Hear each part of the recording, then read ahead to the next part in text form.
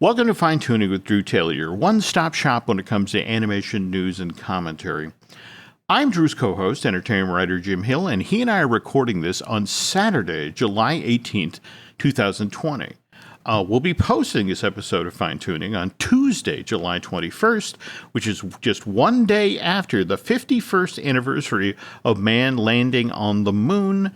And I bring this up because just in the past week, Hollywood Reporter ran a piece about Apollo 10.5, a space-age adventure, which is a new feature-length project that Richard Linklater is writing and directing, and Netflix just picked up. And you actually talked with Richard about this back in like 2018, right? I talked to him actually last summer because it was announced in 2018 that he was asking for people's footage. He actually wanted local Texans to share their footage of the Apollo launch, which is a cool. So I imagine he was going to incorporate that into the film. And so last year when he was promoting a movie called Where'd You Go, Bernadette, which I think is on cable now, I asked him about it and he said, oh, that's dead. He said, but what's interesting is he said, I got to make another crack at it. I got to make another go at it. And apparently he did, because it was announced this week that it's going to be animated, combining hand-drawn and computer animation, and it'll be on Netflix sometime soon. They shot some live-action portions in March.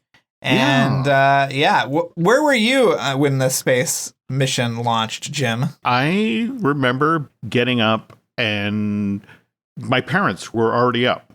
They had been sitting there all night watching the moon landing, waiting for them to come down and get out and explore the moon. But yeah, it's kind of weird to watch it in real time on television because if you've ever seen any of the real footage from it, it's terrible.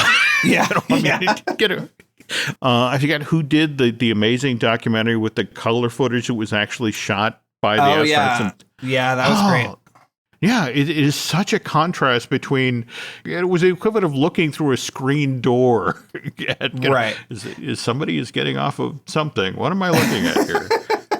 I mean, it's pretty amazing they beamed it to Earth from the moon. Oh, yeah, no. Or depending on who you talk to, a soundstage somewhere in the valley. Either one, Jim, either one. We don't want to propagate conspiracy theories, but, how did Stanley Kubrick get those lenses for Barry Lyndon, Jim? That's all I'm going to ask you. But actually, speaking of faked moon landing type stuff, I remember vividly as a kid, and I want to say it's ABC that did this, because, again, they knew the footage was going to be so terrible. They hired professional marionetteists. And they had, just literally, every so often when the footage was really terrible, they'd cut to these fake puppets of guys in spacesuits on a fake moon surface. And it's like, well, the footage is poor, but this is an approximation of what's going on the moon right now. And it's like, they're planting the flag. And it was, I don't want to say it was the people who did Kukla, Fran, and Ollie, but it was that level of puppeteering, the Bill Baird type stuff. That is really funny. But that's one of my more vivid memories of the moon landing. It's like, oh, also puppets on the moon. Hey, so it's like double prizes. Wow. So, all right. Anyway, we were talking about Netflix, and speaking of acquisitions, Cartoon Brew reported that Bombay Rose is going to Netflix next year, or excuse me, the fourth quarter of this year, right?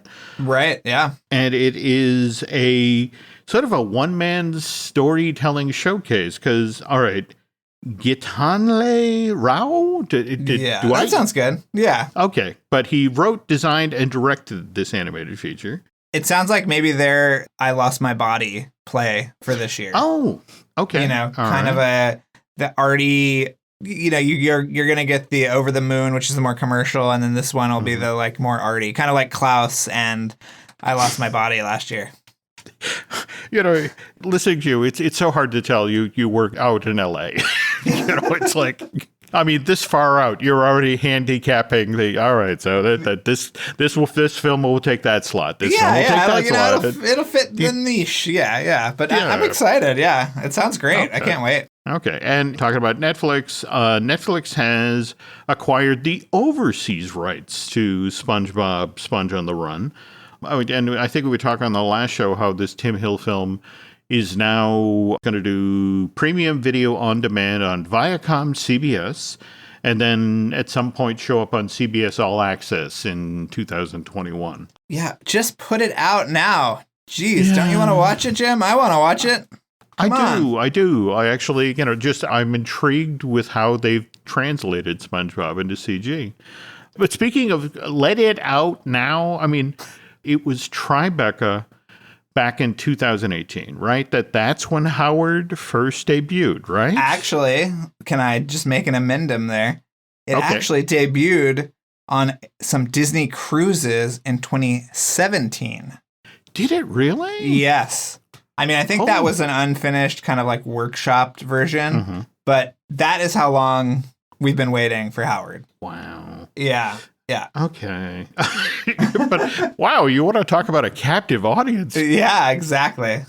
Well, you know what's funny is Leslie Iwerks told me that she was on the last Disney cruise before the quarantine, and she was showing the first episode of the Imagineering story, and she did a chat and kind of a PowerPoint afterwards.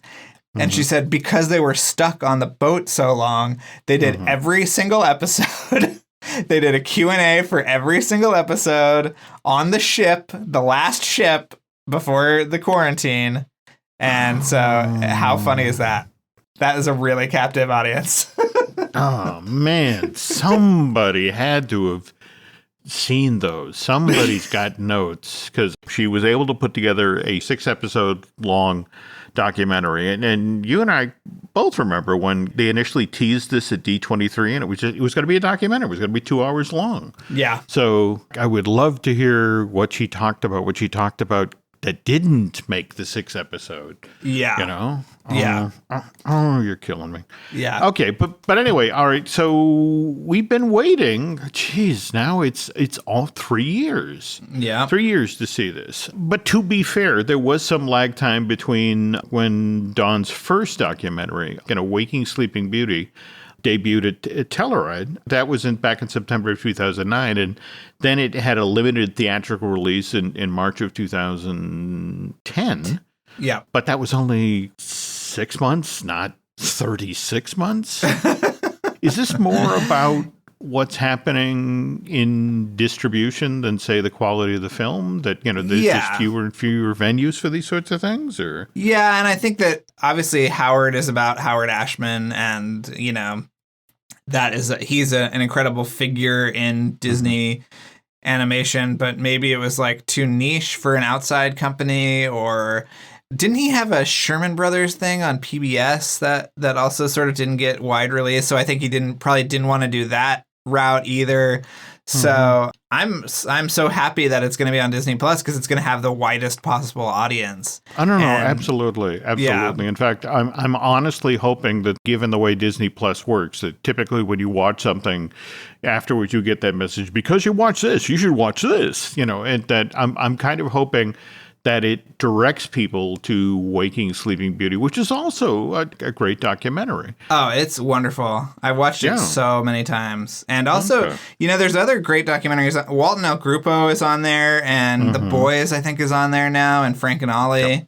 So there are great documentaries on Disney Plus. It's sort of like the hidden feature of Disney Plus is just how good the documentaries are. And obviously Into the Unknown and Imagineering Story and the Mandalorian thing. It's just so cool that they've invested so heavily in it, right? They've done some great stuff. Now, speaking, however, of Disney films, or more to the effect of what's not on Disney Plus, can you talk a little bit about how you've spent your past week? Yes, I really want people to chase down this story. Yes, this article will be out. So Jim, I feel like his eyebrow was raised, and he said, "Son, you haven't been posting a lot this week," which is true. I mean, I've done a bunch of news stories. I'm spoiled. Previous weeks, it's like, 4 giant Drew Taylor special articles. And it was like, where is my chunk of red raw meat? Just sort of. But I spent all week working on a piece about Disney's scariest movies. So it took a lot, because I read, Jim knows this, that every time I do one of these articles, I rewatch every movie that I'm talking about so that I make sure that I'm fresh. And so I watched, Black Cauldron, which is on Disney Plus, but I also watched things like Something Wicked This Way Comes and Watcher in the Woods, which, boy, talk about a movie. I looked up that alternate ending is on the DVD, Jim. Whoo, boy, that creature really sucks. Yes, it did. And in fact, that's I have such sympathy for you because it's like, first of all, you sat and watched the Black Cauldron again, which again, Collider should have given you combat pay for. Oh my God, what is that? What is that scene where they're just firing at targets outside of the ship for what seems like 45 minutes? My God. If you go through, on the Black Hole, if you go through all of the Disney annual reports prior to the release of the film, it looks like the most amazing film. There are these incredible concept paintings and models, and it's one of these things where they clearly put a lot of thought into how it looked and the design, and it's just sort of like, oh yeah, a script. Yeah, we really should have had a script. Who forgot to write the script? Also, the least diverse cast you will ever see in your life. Good Lord. Yeah, and on the other hand, the Black Cauldron. The fact that you're talking about writing about the scariest Disney film ever, and it's like all the scary stuff got cut out. In fact, if you go online, the folks who were selling the cells that were made for the scenes that got cut out of the film, right? And they are so gruesome. I mean, bodies that are melting and oozing with pus and this sort of thing. And it's sort of like, yeah. And that's nowhere in the movie. So how do you allude to the fact, well, this used to be scary? Yeah, although it is a pretty unending series of horrors between, the dragons going after the pig and, there's like implied torture and the Horn King is so weird, but Milk Call's original version of the Horn King was way cooler, where he was sort of like, it was like painted white. He looks like one of those like Swedish like death metal, rockers. He's so cool. But I also rewatched Dragon Slayer, which was pretty fun. That was actually Michael Eisner's door into Disney. I mean, that's the one where if you look at the credits, it's a co-production between Paramount and Disney. In fact, there were the two films that were made under that deal. One was Robert Altman's Popeye, and the other one was Dragon Slayer, which the big deal for the effects was this was kind of a showcase for... remember ILM, would talk about go motion. The idea was it was stop motion, but they deliberately move whatever they were moving as they shot it, so they'd get that motion blur that you just don't see in the Ray Harryhausen stuff. This far after the fact, how was Dragon Slayer? Did you enjoy it? It's good. I mean, and it's pretty scary. I don't think the dragon design is as good as people make it out to be. It's like George R.R. Martin says that is his favorite dragon, and it's Guillermo del Toro's favorite dragon. But really, yeah, it's good, and I really like the whole element. Because what's interesting is that the writer-director or Matthew Robbins was inspired by Sorcerer's Apprentice to write the movie. And it really feels that way with this kind of like in over his head, a magician. But yeah, I mean, it held up well. And it's never going to be on Disney Plus because there's a bare breast. I know how scandalous that is. There you go. And the swimming scene with the bare butt. Yes, exactly. But there's great stuff like Ian McDiarmid as the God-fearing priest, and that great shot where he's rising up and the dragon is rising up at the same time, so you can't quite see the dragon. It's so cool. That's right. And I have to admit, one of my favorite things out of it is when Sir Ralph Richards, his wizard finally comes back. Yeah. But there's a wonderful little character beat where he finally comes back and he turns to his assistant, "Did you bring me something to eat?" That moment is so wonderful. Yeah. Yeah. Just remind that you've just been resurrected. "Did you bring me something to eat?" Yes. So it's like, okay, well now and I gotta go watch that. And the animation history of that too is that was the first ILM non-Lucas ILM movie they ever worked on.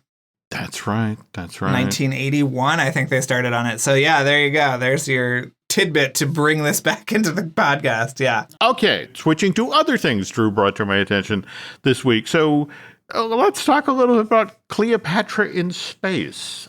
Doesn't it look cute? I like the trailer.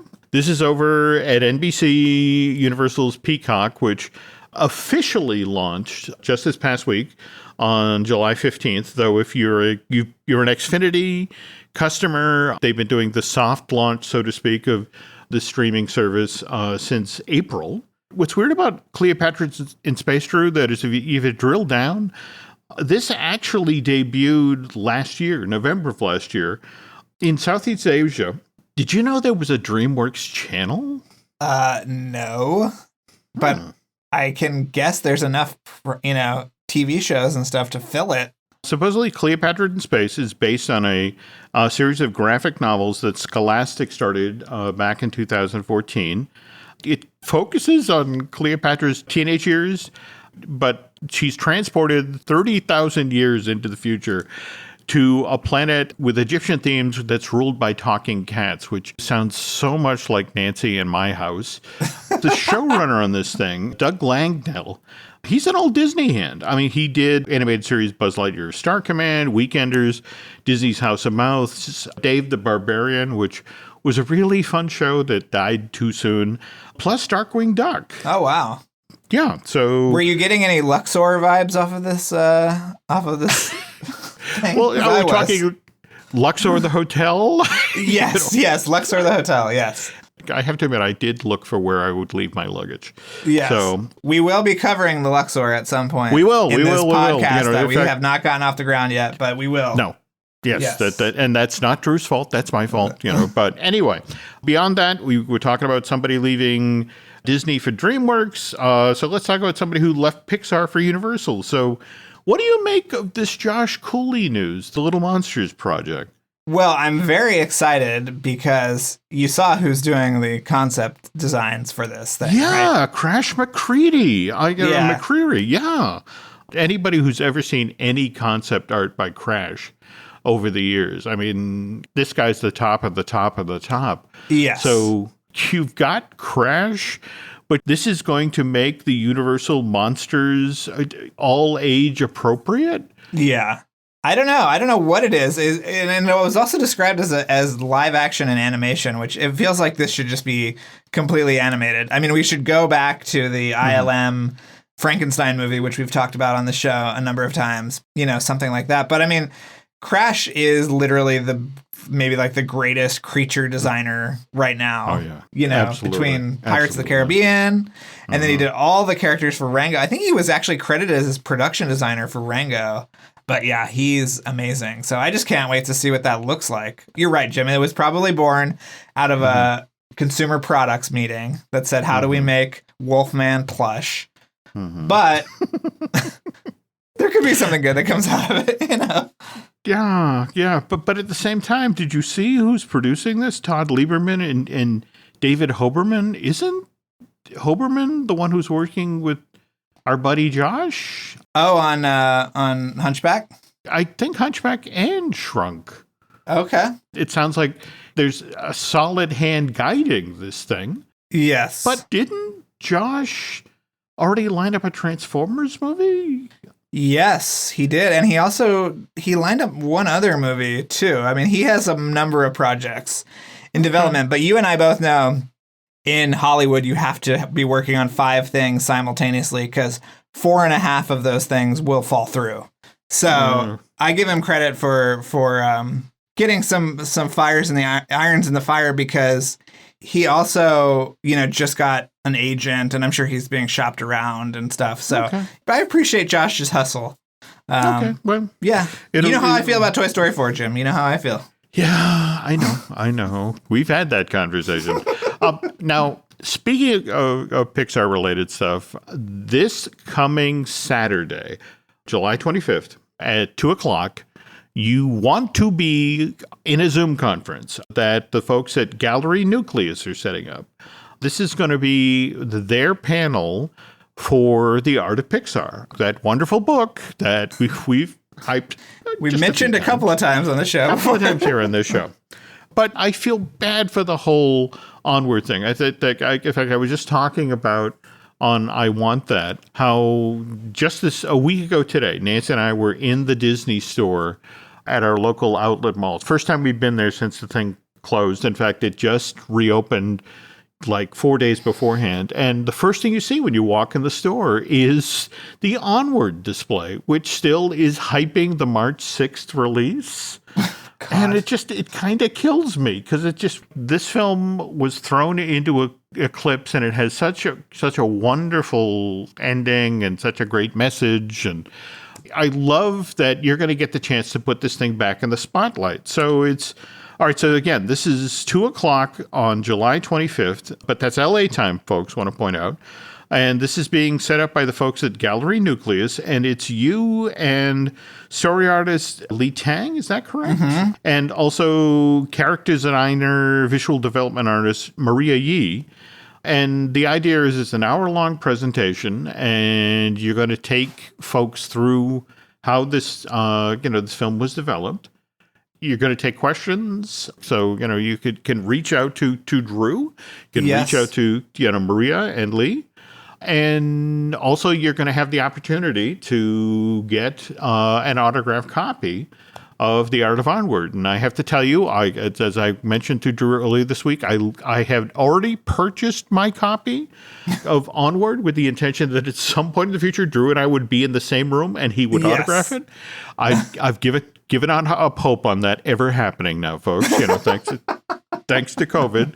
So I actually mailed my copy off to my daughter Alice and ordered a brand new copy through the folks at Gallery Nucleus because I'm guaranteed to get a book plate that's autographed by Drew and Maria and Lee. So at least I'll get his signature on this damn thing. Yes, the books are sort of slowly making their way around right now, and so... but it'll be great. It is worth it alone, this book. There's that 2-page spread in this thing that I love where it goes through... remember how in Into the Unknown they talk about the work-in-progress screenings they do, and then how to break down the film, and 3 months later they do it again. There is this 2-page spread of the production chart that takes you through the 8 different visions of the movie. Yeah.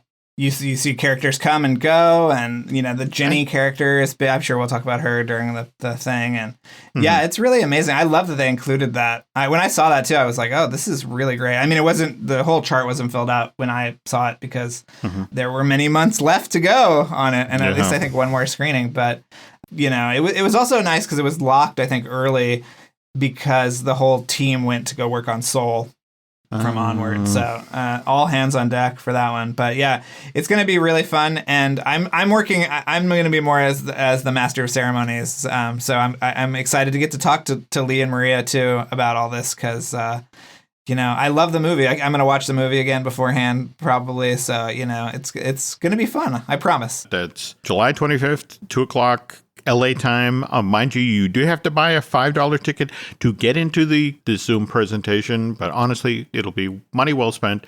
And at the very least, you get to harangue Drew in real time. So, that wonderful entertainment value right there. So, all right. Anyway, we're going to take a quick break here, folks. And then when we get back, we're going to talk about a podcast that Drew just recently discovered. This podcast is brought to you by Carvana.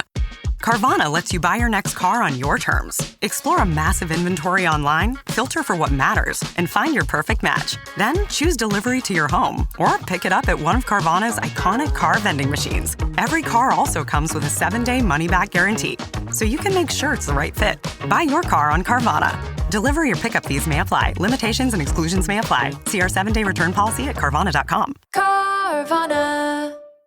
Breathe deep. Imagine your legs more limber in Duluth Trading Double Flex Denim. Envision euphorically squatting for that can of suds, bending for your toolbox in a state of bliss, lunging for your laser level on a whole new level. Relax and allow the flex to fill you with ability. Find your inner flex in Double Flex Denim only at Duluth Trading. Folks, we want you to listen to the most recent episode of Light Diffuse, especially with the wonderful interview that Drew just did with Gary Rydstrom, which has all of that killer information about Newt, the canceled Pixar project. But at the same time, there are other good podcasts out there. And in fact, Drew, you just stumbled onto one recently. What Meet Your Maker? Yeah, it seems to be a podcast about kind of like Irish industry. But, it's really cool because this episode is all about the Don Bluth Studios and how they moved to Ireland. And it is just crazy. It's so great. And they interview him and his partner Sullivan, right? Is that the guy? Mm-hmm. Yeah. Mm-hmm. And a bunch of animators that were there. And, well, Jim, you tell the story. Briefly tell the story about what happened. Don leaves Disney in, I want to say, September of 1979. Because a former Disney exec basically comes at Don and says, look, there is an appetite out there for animated films that, frankly, Disney isn't meeting. They're doing a brand new film once every 3.5 to 4 years. Right. And, frankly, yeah, they're re-releasing their old library titles, but, there's so much more potential. And so somebody were to step into the space, they could really make a lot of money. Wasn't he also in the doghouse because of the banjo, the alley cat or whatever that short was that he had made while at Disney? Dick didn't like that or something. It was kind of one of the inciting events. The notion was they were doing this project outside. It was actually kind of an educational project. He was upset about the fact that, you could go into the library and you could see, films like Bambi, which did, amazing things with water, or dew on spider webs or that sort of thing. And, here was Disney struggling with like Fox and the Hound to do. Again, it's, they're back in Bambi country. They're back in the woods, and just the water effects and, things like doing ripples in water were now beyond, the ability of the animators. In fact, the kind of a famous story about Wooly Reitherman going through the room. They had, all the storyboards up, and Wooly literally walked through the room and would fold down story drawings to the effect of, well, we don't have a guy who can do that anymore, and we don't have a guy who can do this anymore. Wow. And was pulling moments out of the movie because it's like, that's beyond our skill level at this point. In fact, that was one of the reasons that Wooly got forced off of the film as the director, because that so infuriated a lot of the animators who worked at the studio that this guy's holding us back. There was the equivalent of an insurrection. And then, at that point, it's like, Wooly, maybe it's time for you to retire. But anyway, Don ends up leaving Disney in 1979, takes a quarter of the animators, a quarter of the young, newly trained animators with him. But that was only like 15 people or something, right? Yeah, that's the thing. That gives you some idea of how small Disney had let the operation, how they'd let it wither at that point. He goes off to make Secret of NIMH, which comes out in 1982.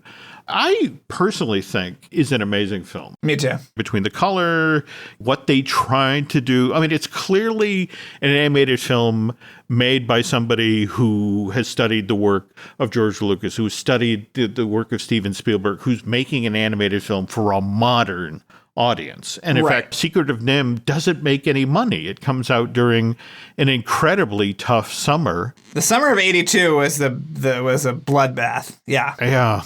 There were so many films that came out that year. That was Blade Runner. Mm-hmm. Yeah. The Thing, E.T. What else? Yeah. Just every big movie. Anything that came out that year was literally fighting for screens, fighting for attention, fighting for oxygen. And it didn't happen with Secret of NIMH. But the interesting thing is a year or so later, Steven Spielberg finally got around to seeing the movie and contacted Don personally. And it's like, wow, I love that. That was amazing. And by the way, I have an idea for an animated feature. Would you like to talk with me? And that's where we got American Tail in 1986. Now, in this same period of time, though, Michael Eisner comes on board as the new head of the Walt Disney Company in the fall of 1984. His job is you have to turn Disney Animation around because it's making these movies, toothless movies like Fox and the Hound. But on the other hand, if you look at American Tail today, it's also kind of not a great piece of art. It doesn't necessarily hold up. There's a wonderful real parallel between, say, American Tail and Disney's Oliver and Company, in that these are both films that are educating executives about animation. I mean, Jeffrey Katzenberg learned about the animation process from working on Oliver and Company, and in turn, Steven Spielberg learned about animation from working on American Tail. And the very thing I think they probably address in the podcast is people were realizing, dear Lord, how expensive it is to actually do animation in the States, and they began looking for, the equivalent of tax havens. Yes. Places that would be that much easier or that much more cost effective. And that's the deal with Bluth Sullivan Studios. Ireland basically offered them to invest in the studio, didn't they?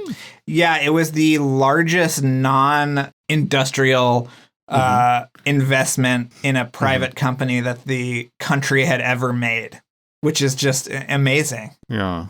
Yeah. Can you tell your Dean Dubois story now? Oh, yeah. So I talked to Dean last year about How to Train Your Dragon 3, and he started off in Don Bluth, and I said, well, what was that situation like? And he said, I was in Dublin within that studio, and he said, what I learned was that the amount of technical craftsmanship that you can wring out of an animated movie could be unparalleled.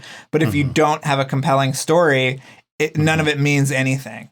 And I worked on movies that were beautiful and had amazing animation and just flopped because nobody cared about the characters and nobody cared about the story. And it was a really important lesson for me that I've taken and have used moving forward. So I was just amazed by that. It brings to mind two of the films that were actually worked on in Ireland at Sullivan Bluth Studios. And both of these films come out in 1994. We're talking about Thumbelina and A Troll in Central Park.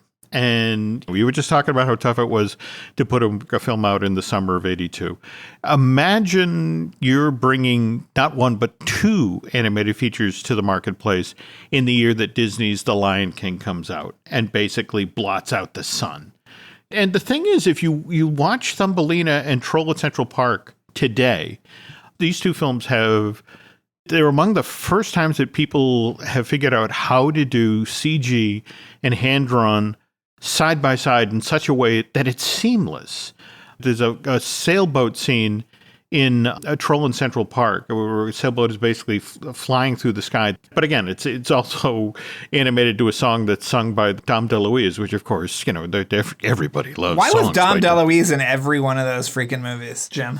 Don Bluth fell in love with Dom DeLuise back on The Secret of NIMH, because remember, he played the crow Jeremy. That's right. And Don knew that if you got Dom DeLuise in a recording booth, you'd write 3 jokes and he'd give you 4. He would find a way, in a weird sort of way. Dom would hold open doors for Don. I mean, for example, the way that Don got Burt Reynolds to voice the lead character in, All Dogs Go to Heaven. Don got him not only Burt, but also got him the wife, Lonnie. Lonnie Anderson is in that. Yeah, I remember her. Sure. It always felt like those movies, especially as a kid at that time, they always felt like the direct to BJ's kind of like knockoffs that you would see so much. And even if you look at Thumbelina, it came out in 94. Lion King has Elton John. Thumbelina has Barry Manilow. It's sort of like the kind of off, bad Xerox version. It's just, it's sad too, because those initial movies I think are really great. Land Before Time and All Dogs Go to Heaven and Secret of NIMH. But remember, Eisner comes through the door in 84. They're trying to find a project that signals to the world that, Disney is back. And Disney has been trying to get Who Framed Roger Rabbit off the ground. Eisner reaches out to Spielberg with this project. I guess Disney had approached Robert Zemeckis, and Zemeckis, loved the script, but it's like, just no way they'll be able to make this movie. But, Eisner reaches out to Spielberg, who then reaches out to Zemeckis, and Spielberg and Zemeckis together decide that Disney can't do this film. The animators at Disney are just not up to this. So they then secretly meet with Don Bluth and offer him Roger Rabbit. And Don says yes. So Robert and Steven go back to Disney and, hey, we found the guy to do the animation, and it's Don Bluth. And the entire management at Disney has changed out. We've got Frank Wells, Eisner, and Katzenberg there. But middle management is still old Disney pros, and there's still a lot of anger and a lot of bitterness about Don Bluth walking out the door in September of '79 and taking all the quarter of the animation stuff with him. And the deal that Zemeckis and Spielberg set up with Bluth stopped dead there. It's like, no, there is no way Disney is making a film with Don Bluth. You have to find somebody else, which is how Richard Williams ends up as, he was actually the second choice, the second guy. So back to Meet Your Maker. Any other, obviously this is something folks are going to have to chase down and listen to for themselves, but any other stories kind of leaped out at you? Or? Well, I think it's fascinating because they interview a lot of the Irish animators that were there and then went with the company so what happened was in a frantic search for capital that Bluth Studios got some outside funding towards the end of their kind of run. And it ended up that company that was providing them with the funding was bought by Fox. And then they said, okay, well, now we own this company. And what was really frustrating for Fox at the time was they had a distribution deal with Warner Brothers. So they were paying, they said for every dollar, Warner Brothers was getting 75 cents of it, basically. And Fox would get the other quarter. So that is when they decided, okay, we've got to get rid of this and start a new studio, which was called Fox Animation, which was set up by Bill Mechanic, who again was a Disney executive at the time of the Eisner Katzenberg era, right? Yeah, he was the mastermind between Disney's amazing home video arm. Yes. He was the one that put Pinocchio on video, I think for $79 initially, right? Yeah, and it didn't sell that many. And they were like, let's try it again. Let's try it again. Let's try it again. That's right. So, 39. Hey. Okay. That's the price point. That's Bill. Yeah. So anyway, they set up this new one. So what's interesting is you hear the Irish animators talking about this American studio coming to Ireland. And then you talk about them all bitching about going to Arizona, which is where this new studio was, and how talk about a culture shock. It was just crazy. But what I didn't realize was that many of the Irish animation studios that are doing such amazing work right now, including Toon Saloon or Cartoon Saloon, were ex-Bluth animators, that they had a lasting impact there. The very thing that Dean was talking about. I mean, look, they learned from the best. They learned, at least when it came to animation. I mean, you look at All Dogs Go to Heaven. I mean, it's a terrible story, but it's got amazing animation. These guys were schooled properly in how to animate. It was just a question of getting them in with folks who did great stories. And once you paired that, it all took off. But God, the stories from that period about where, literally it was like the last helicopter out of Nam when they took Gary Goldman and Don Bluth and the like to Arizona. That was the great story. That the guy in charge of the studio, when they were initially going to Ireland, all these animators from Burbank were like, I have a wife and kids and a car. Yep. And apparently the line they gave them was, if your parents could get over here from the old world, you can get on a plane and go to Dublin. And so that was apparently it. And I'm sure that they did not have a great time, but apparently many of them, when they went over there, stayed on Gary Goldman's couch because he had a really nice house, I guess, sort of in the center of town, I guess. Don Bluth lived near Trinity College, which is, right in the middle of the action in Dublin. But yeah, I thought that was a funny anecdote for you, Jim. I thought you'd appreciate that. Wow. But can I prompt you on something? Can you talk about the Dracula movie? Yeah. Well, see, now that's the part that I find fascinating, because Fox sets up its animation studio and they want to go head to head with Disney. So the first thing out of the gate is kind of their Disney princess movie, which, is Anastasia. But the second film was supposed to be yet another musical, but this one was going to be dark and noir and slightly more adult. And the idea that it was going to be an animated version of Dracula. And, evidently, that there were all these amazing boards and wonderful production designs. But when Anastasia came out in November of 1997, Disney did everything they could to cripple that movie. Do you remember how, for example, what was it? Little Mermaid was released to theaters for like only 3 weeks? Yeah, I remember that. Yeah. But just coincidentally, like the week before Anastasia came out, and then right behind that was the Robin Williams Flubber. But, they had deliberately picked, they'd done a pincer maneuver where, to the effect of, we have these two high-profile Disney projects, Little Mermaid back in theaters for the first time since, it came out in 89 or thereabouts. And your only chance to see it because it's only in theaters for 3 weeks. And coincidentally, it's the first, the overlap is the first 10 days that Anastasia's out there and needs to make its big box office. And then here comes Robin Williams Flubber. That really kind of concerned the folks at Fox. And so the notion, okay, you want to do another musical right behind this. Yeah. Okay. And it's built around Dracula. Yeah. And it's like, tell us where the audience is for an animated Dracula. And in the end, that's how we got Titan IE. That, Fox basically turned to Bluth and said, look, nothing personal. Your Dracula idea, okay, is solid. I'm sure people will turn up for that eventually. But do us a favor. Let's do a more commercial film before we do Dracula. And we have this sci-fi story that we've developed that we think will lend itself well for animation. And when was the last time you saw Titan IE? I was thinking about that. Maybe in the theater in the year 2000. I'm looking at the reviews right now, and it didn't do terribly critically. No, and by the way, I keep saying the name wrong. I'm pulling a Disney Springs Disney Plus. It's Titan AE as in After Earth. After Earth, yes. Not Titan IE as in please reference the document to the side here.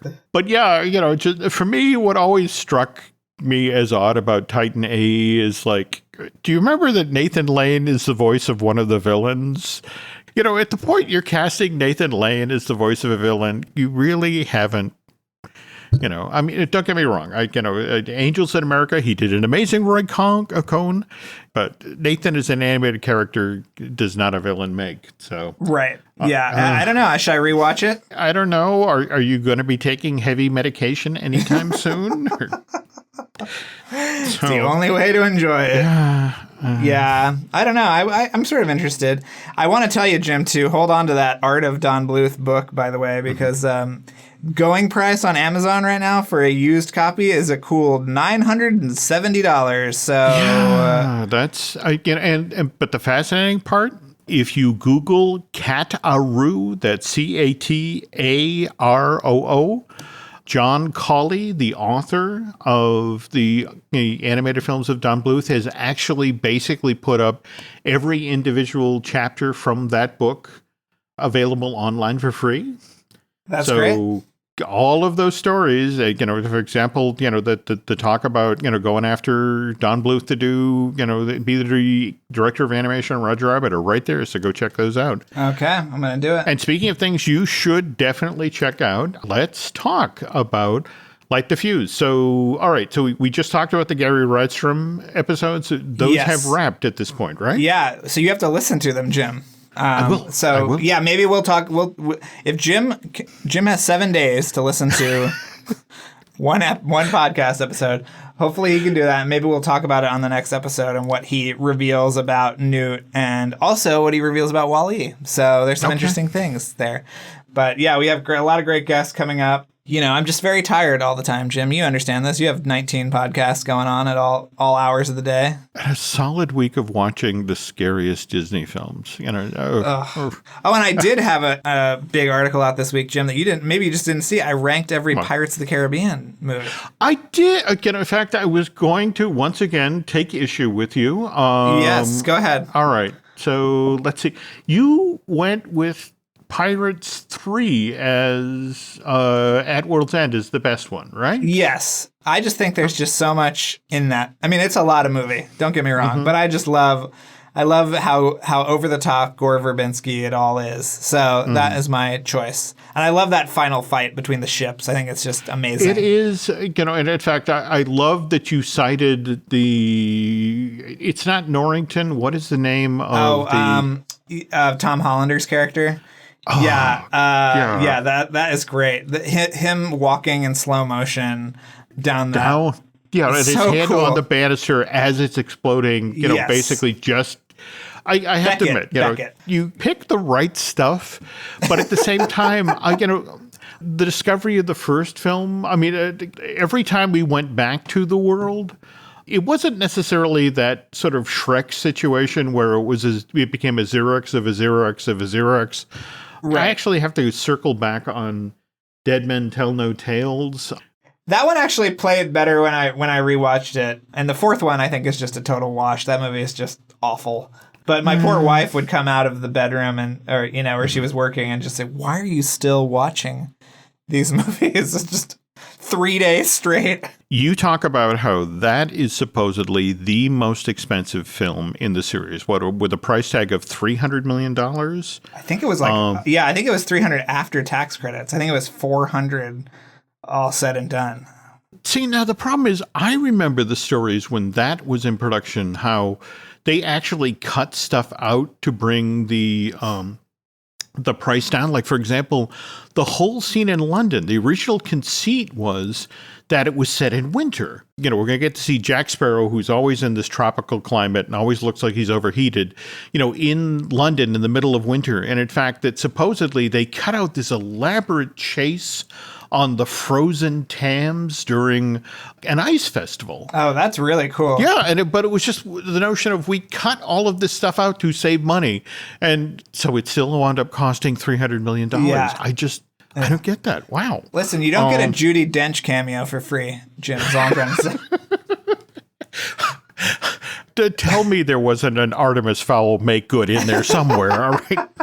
We paid you this much. You have to show up for Artemis Fowl. So, all right. And well, anyway, okay. Now, speaking of other podcasts you might want to listen to, we've got Disney Dish with Len Testa. We've got Universal Joint with Dustin Fuse.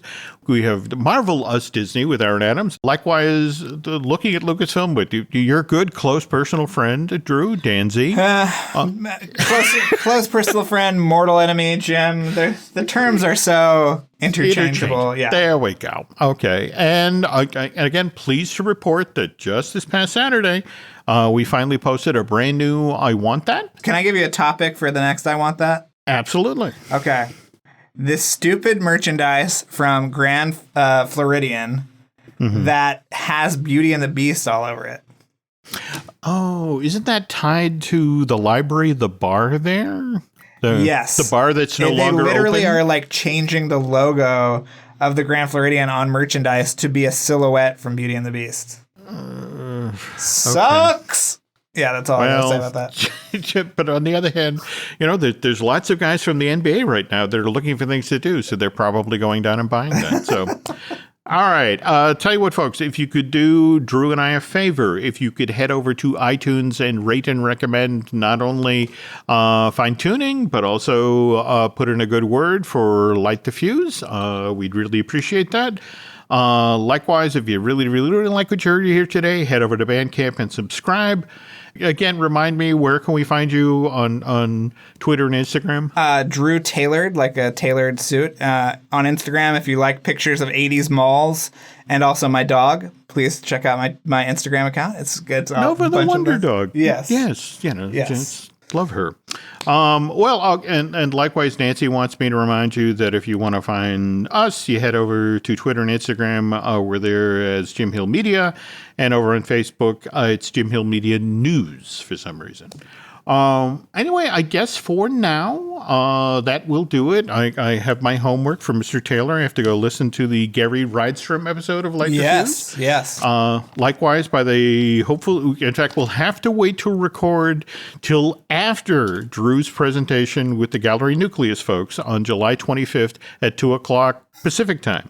But I'll be fascinated to hear what stories you have to share about that. So, and I guess for now, that'll do it. So thanks for listening, folks.